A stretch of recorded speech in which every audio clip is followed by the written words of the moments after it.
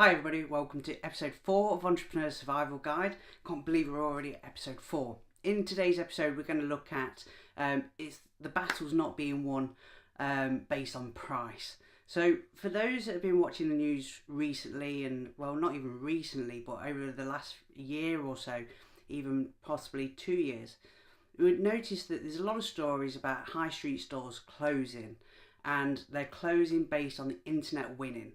And a lot of people think this is based on price. But I want to tell you a little story about a recent experience of mine, because I think that the experience will really highlight probably a lot of what we experience on the high street every time you go down shopping.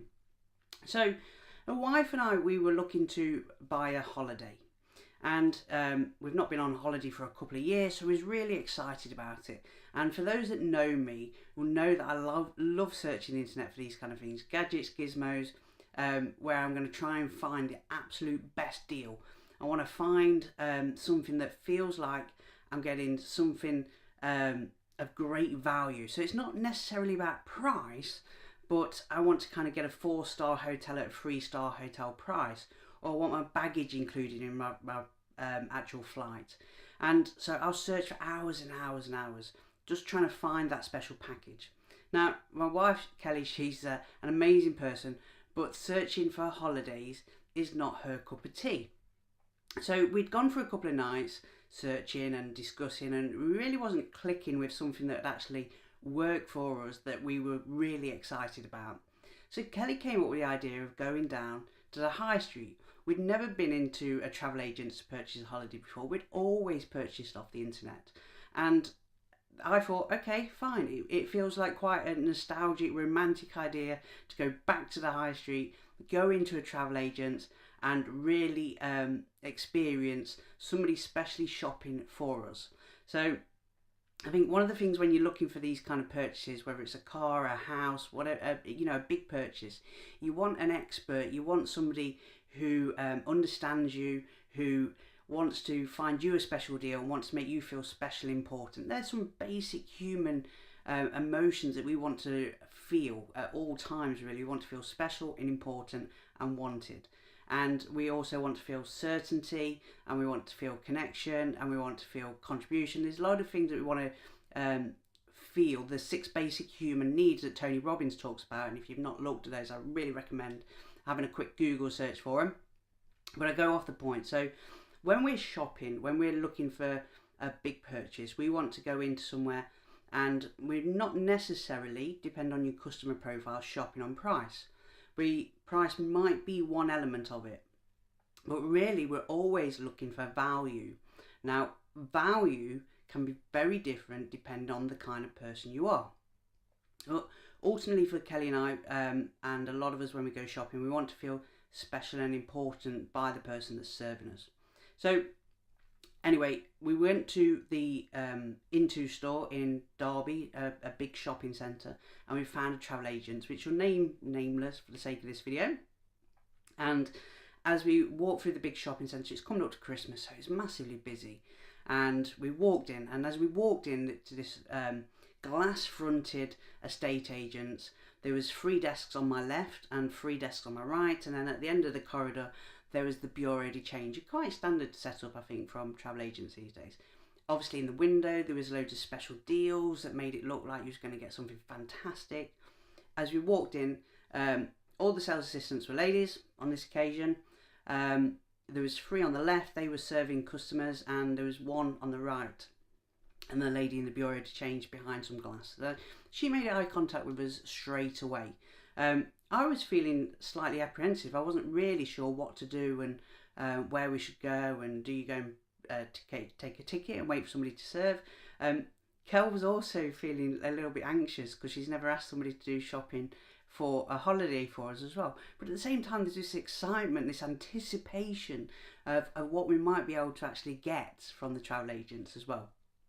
So as we walked in, and those were busy, so they obviously didn't look up or anything, there was a lady. She was sat at the back of the actual store, and the lady in the bureau de change made eye contact but didn't actually say anything, because I believe it was because for her to say hello would mean she'd have to shout through the bureau de change, and that would be a bit disruptive for the whole shop in essence, wouldn't it?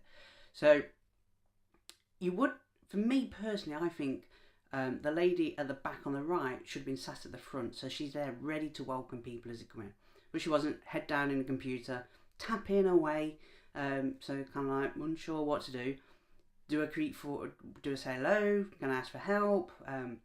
We decided to start kind of creeping forward, Kelly and I, and taking little baby steps right forward each day, until we kind of came into not her personal space. We didn't get that close.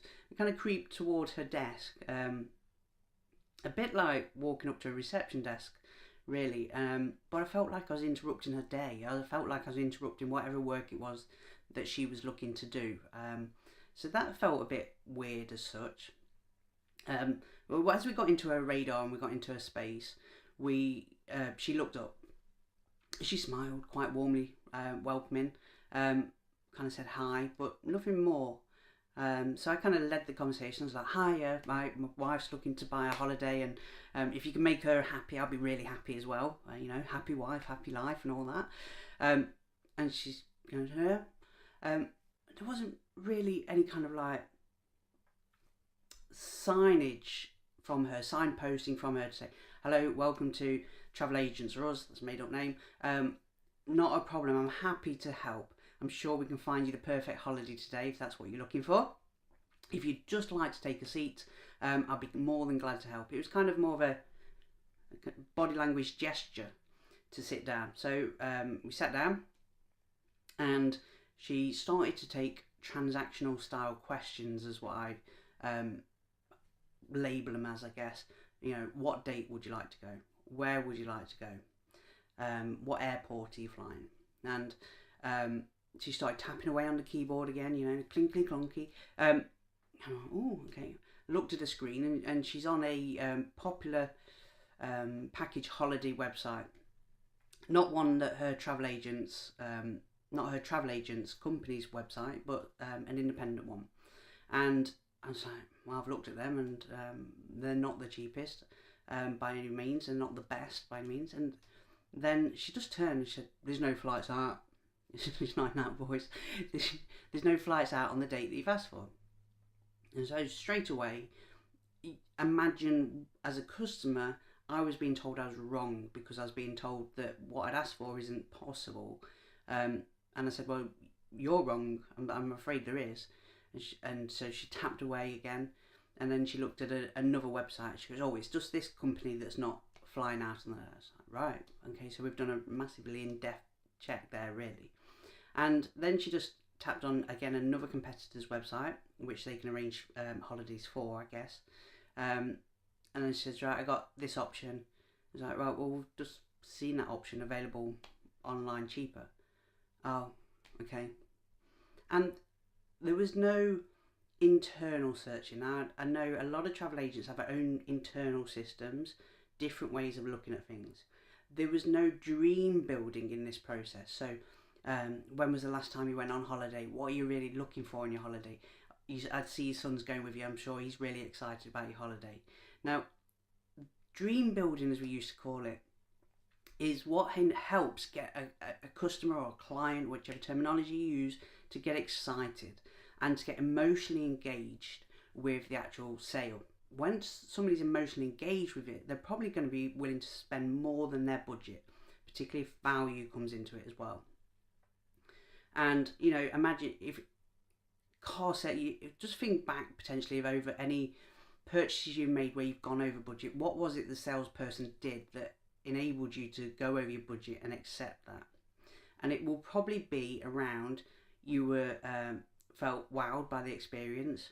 You had a positive emotional reaction to the situation, and they they associated amazing feelings with that purchase.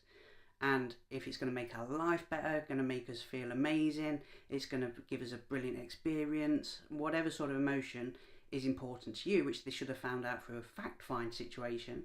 If they then connect the sale to that, then you're going to be willing to spend over budget somehow or in some way. You're going to be willing to compromise on what you was willing to invest in that, whether it's time, money, time or money, I guess.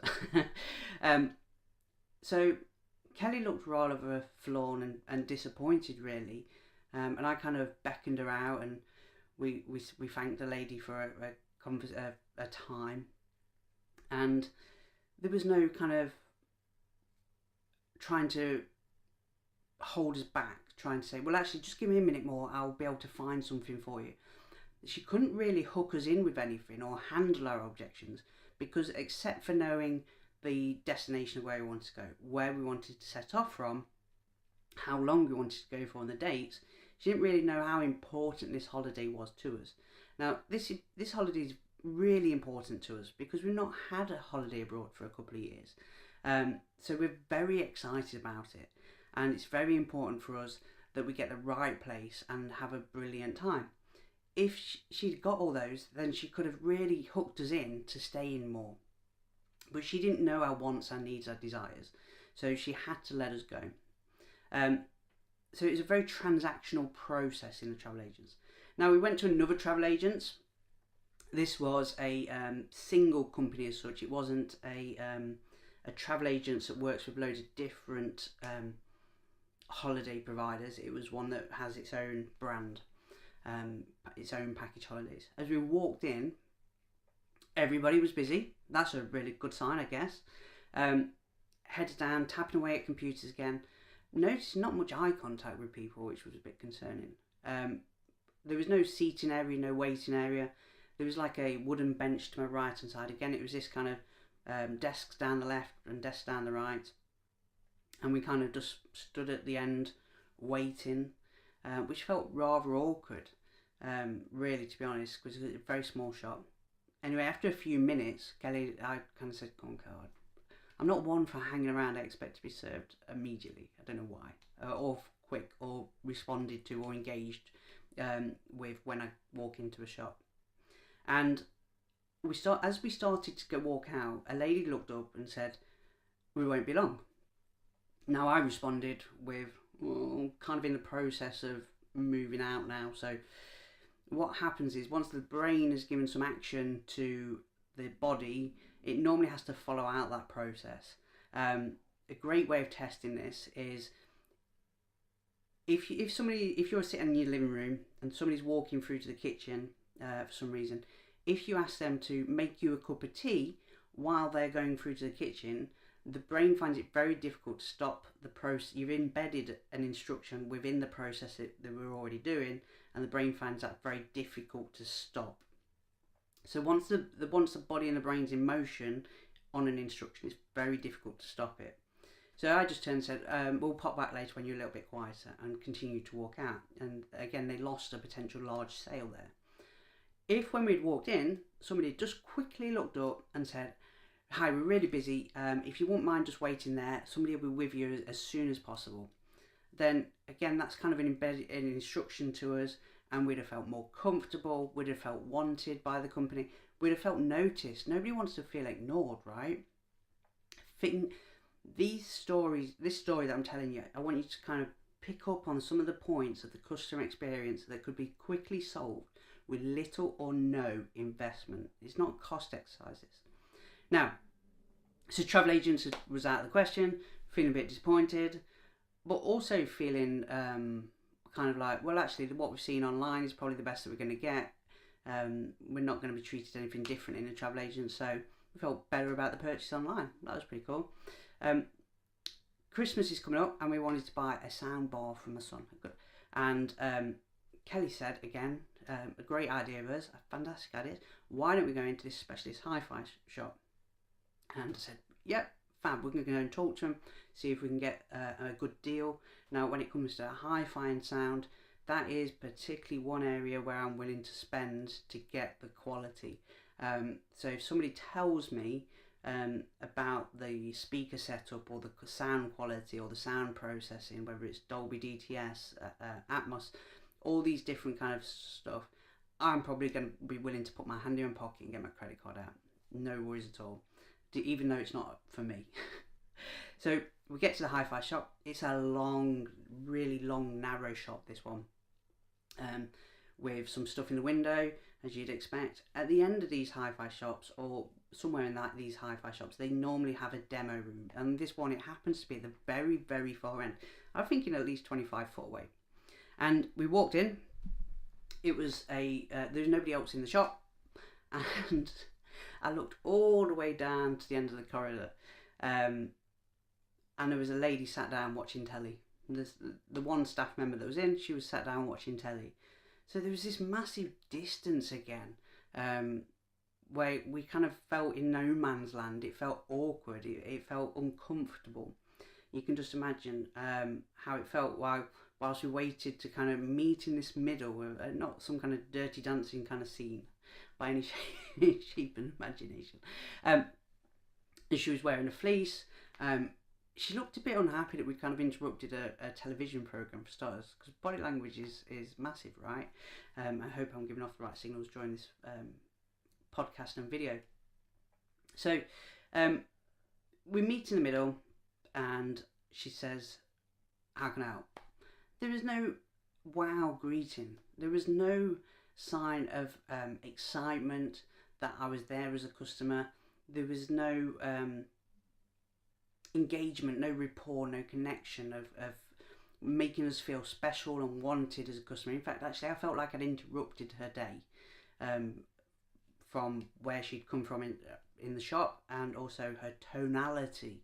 I was talking to some clients the other day, and they were talking very much about this. I don't want to say British mentality, but it does happen a lot in shops that as customers we should be grateful for the staff turning up for their jobs, as opposed to the staff being grateful we've turned up as customers.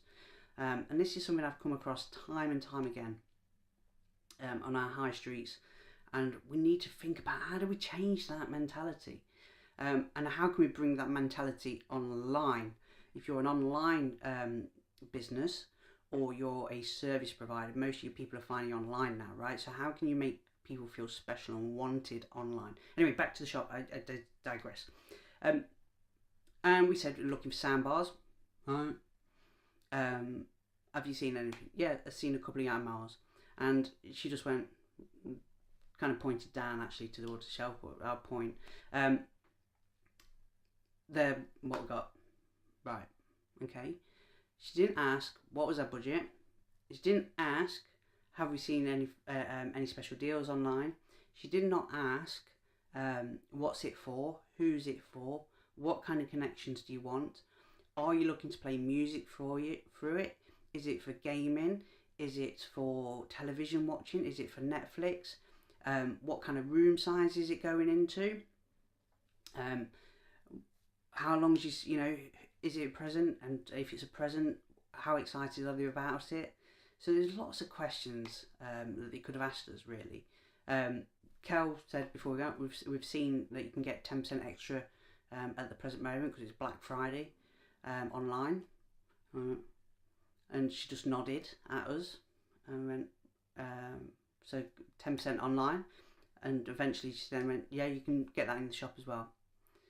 Right. Okay, the models that we were looking at down there, they were way out of our price range. There is stuff in between. It wasn't that we was on a budget massively, that we was looking for something that they didn't have in shop. So we walked out there again. So what does all this tell us? Okay, so some fundamental human needs. We want to feel special. We want to feel important. When it comes to purchases, we want to feel like we're getting value for our money. That doesn't mean the lowest price. Value is benefits over price. So if the benefits stack up enough, then the price will be outweighed. Now, the benefits need to be specific to the customer and their wants and desires, not generalised benefits. And that's why the questioning is so important. Now, in conclusion, this is why I believe the high street is losing. It's not necessarily based on price. Price plays a part, but it's not the fundamental thing. If I'm going into a shop online, I expect a better service. I want a wow customer experience. I want to feel like the most important person in the shop. I want to feel special. I want to feel like they're going out of their way to find something for me to help me, and that I'm really wanted in the shop. I want to feel like I've just walked into a shop where my best friend is now trying to help me find my purchase. They're not selling to me, they're helping me, which is what true sales is all about, right? And which I strive to do all the time. I'm not perfect by any stretch of the imagination. But if we can't do that wow customer experience, we can't surprise and delight our clients, our customers face to face in shops, then the customer, the client, is left with one option, and that is to compare based on price and convenience.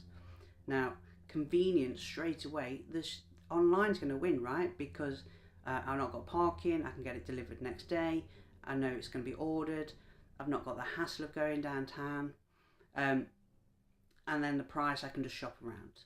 If I feel when I go into a shop I'm going to get a great experience, somebody's got my best interests at heart and they're going out the way to support me and help me, I'm probably going to go out my way to go down and see the shop. And imagine if I'd gone into that travel agency and they'd given me an amazing experience, I'd never shop online again because I knew the face-to-face was different. So the high street has to differentiate itself, not based on price, but based on customer experience and surprising and delighting customers. We have to up our customer service game. We have to up our sales game, and we need to invest in that. What can the online providers, service providers, B2B businesses learn? What can I learn from this? That online we need to give wow experiences to keep up with the game. We need to keep constant and never-ending improvement. Kaizen, as the Japanese philosophy, of constant and never-ending improvement. We need to think about that. What is our online experience like? Are we taking the person step by step through? Now, depend on your product or service, you need to first of all understand who your client is. And this is the big learning. Customers in the shops on the high street, they need to understand that customers going down are potentially looking for something different that we've mentioned. If, for example, you need to categorize your clients, you need to segment your clients to understand what is really important to them. Is price really important to them?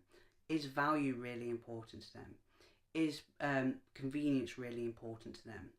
Is confidence and certainty really important to them? And different customer profiles will have different wants and needs. And once you understand that, and once you've segmented your customers, then you can position your business online or offline to match that. When you match that and fulfill that in the customer's eyes, then they're going to buy quicker, buy more, and repeat purchases. Now, that's why I'm so passionate about helping people start to segment their customers, and that's why I've produced a free guide called the Client Profile Creator. I used it with some clients the other day, actually. It was fantastic. They got 3 categories of customers. They're doing clothing, and it was really awesome because their 3 customers have got 3 different needs, wants from the fashion, from their clothing, and by understanding that and by understanding where their customers shop, what they want, how they want it, the price points, we're able to tailor all the marketing, all the messaging to resonate with that customer, so it builds an instant connection, instant rapport, and that's really well. And it also helps us put ourselves in the customer's shoes so that we know how to support and help even more. I know I waffled on a little bit during this episode, but in essence I want you to realise that you can group your customers. Each customer is individual, but you can group them into important segments. Then you can position your business based on that. Not everybody's looking on price, but everybody wants value. Value is specific to them. It is benefits over price. Stack up the benefits enough, price becomes irrelevant. I look forward to seeing you on the next episode. Thank you very much for your time. Bye bye.